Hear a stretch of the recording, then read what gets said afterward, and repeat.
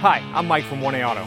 We've been selling auto parts for over 30 years. We're dedicated to delivering quality auto parts, expert customer service, fast and free shipping, all backed by our 100% satisfaction guarantee.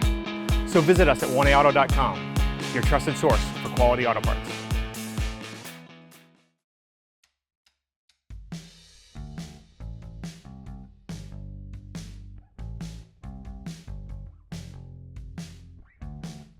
So in order to start this project, we're going to go ahead and loosen the wheel, the lug nuts here. We're going to use a breaker bar with a 19mm socket.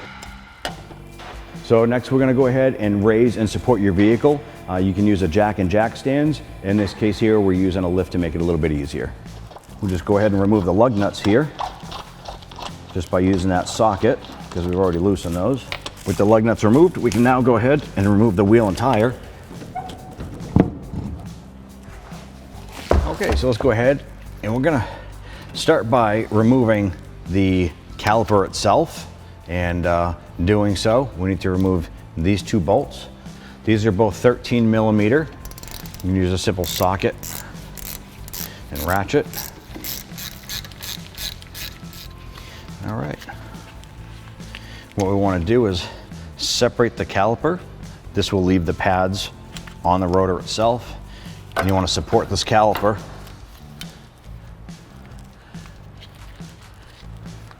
with a strap of some sort so it doesn't just hang on the brake line.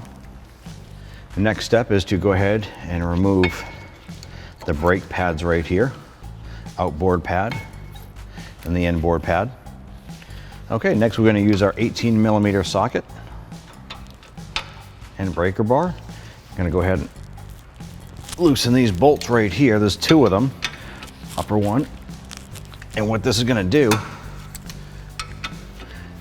it's going to help us to remove this caliper bracket right here, which we need to do so in order to replace the rotor. I'm going to switch over here to a regular ratchet to speed things up a little bit.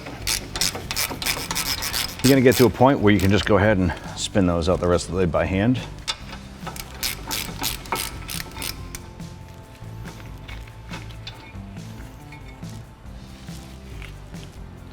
Now I can simply go ahead and remove the rotor.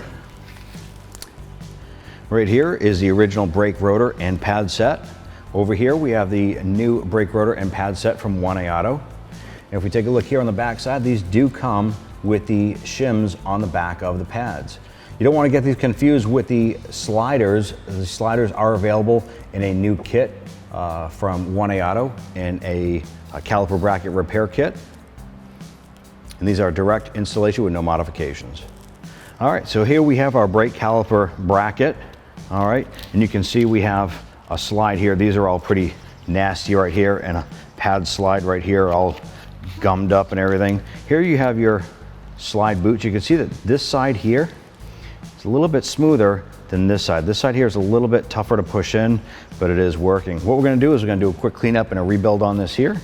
So we're gonna start simply by popping this little component off here. Now, it should just pop right off. Use a flathead screwdriver. Be gentle with it because it's not very thick metal. Then we'll pop this side off here.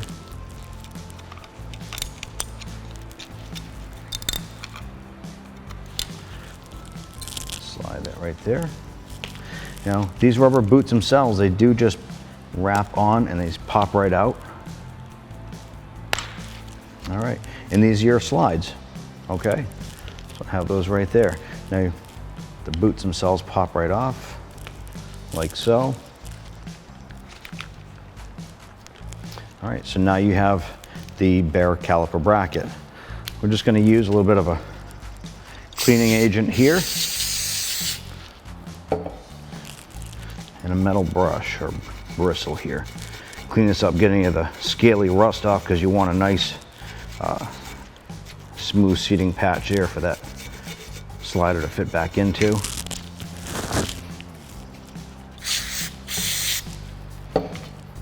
Flip this back over.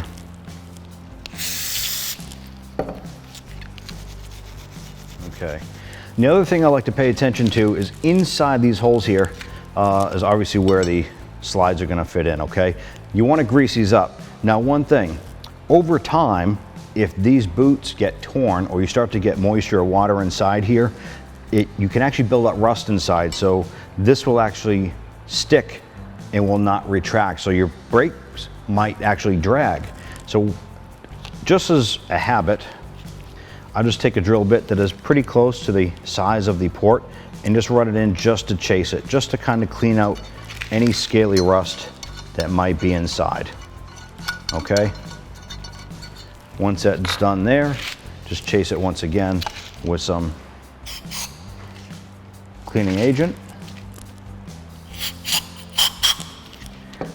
So the next step, you want to go ahead and clean up your sliders. You can simply just spray these down. Use a towel or rag, whatever you have lying around. Clean those up. You want to do an inspection on them, make sure there's no rust or corrosion buildup. These here seem to be really clean. Make sure you get both of them. Okay, see both of those. Those are good. You want to do a visual inspection on the boots. Make sure there's no tears or anything in those. Those seem to be pretty good.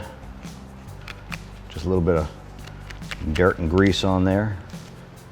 All right.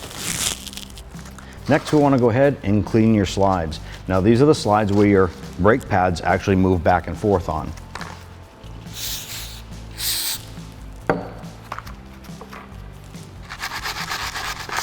Now, if you happen to be cleaning these here and you see that yours is bent or damaged or rusting, you do want to go ahead and replace these.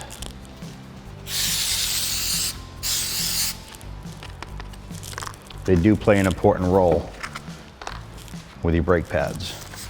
Make sure you're wearing safety glasses also while doing this. You don't want to get sprayed in the face by accident or get any of that, while using that bristle brush there, any little nuggets of grease in your eye.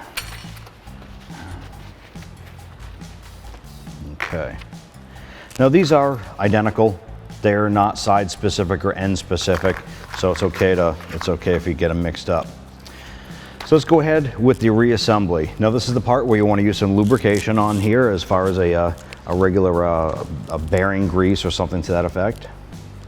I'm going to start with the slide pins. I'm going to take your rubber boot, slide that up and over. Go ahead and slide that and just push it in. And that's that. These boots do pop on. I find that they're a little side specific, so you can look at the design of them when you remove that. Just press that in. Okay, give them a quick test. Nice and smooth. All right. Next is your slider brackets. We're going to go ahead and install these here. You just do a visual inspection on here. Make sure that the tab is all the way down inside. Press that down. Flip it over. Do the same over here.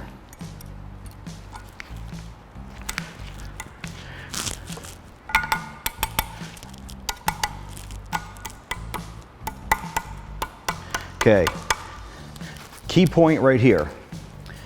You see where the sliders come right to the edge of the bracket, okay?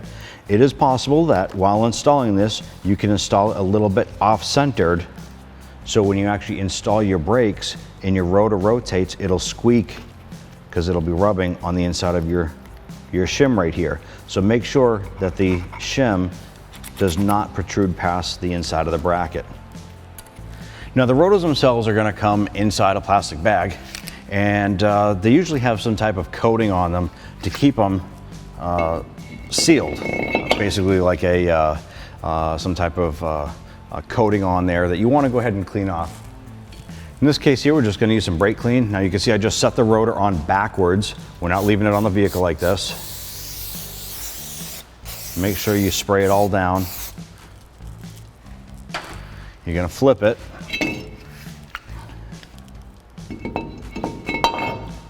Set that on. You want to make sure you clean this because you don't want the new pads to absorb or get that chemical, that lubricant on the pads themselves. So at this point here, you can let these air dry. It's going to take just a couple minutes for that to do that. So now, to make it easier, you just want to grab this here, and you want to turn this here. You're going to do so by obviously having the key in the on position. That way you can manipulate the steering. You can go ahead and get that bracket installed. So I'm going to go ahead, line this up, and we have your 2 bolts right here. Just get those caught. You can thread them in as far as you can by hand. This here is an 18 millimeter. I'm going to tighten these with the ratchet, and then we're going to go back and torque those down.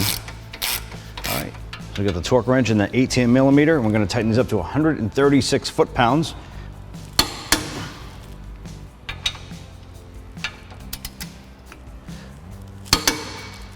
Okay, so we have the original brake pads right here and the new pads. Now, what we're looking at here is, if you notice, there is a squeal tab here and a squeal tab here, but the previous installer installed them both on one side of the vehicle. You're supposed to have one on each side of the vehicle. So we're gonna go ahead and install ours properly. Squeak tab will be mounted on the inside, inboard, and then the standard pad that does not have a squeak tab will be placed on the outside. Next step is, we're gonna go ahead and apply a little bit of grease to the slide area here. Just a little bit. You don't want to smear it all over the place because then you're going to get it on the rotor, and that is going to hinder your braking performance. Inboard pad with the squeal tab. Slide that right into place. Then we have the outboard pad. Line that right up. You push the rotor on, you can see it squishes right in.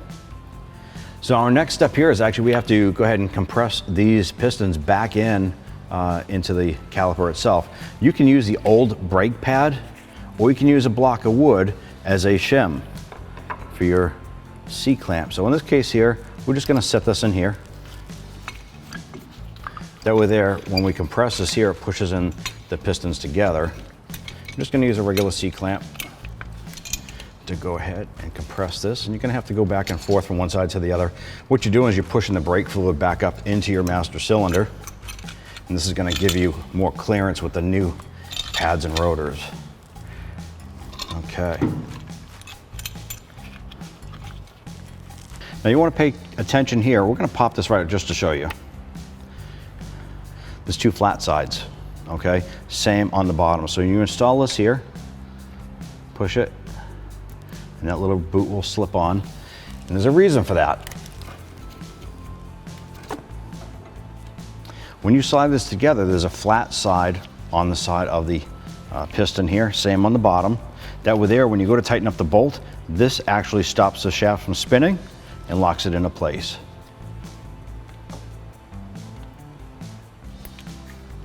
Make sure that slides in there, and the bottom slides in. Okay, go ahead and line this one up. Get that lower one lined up and installed.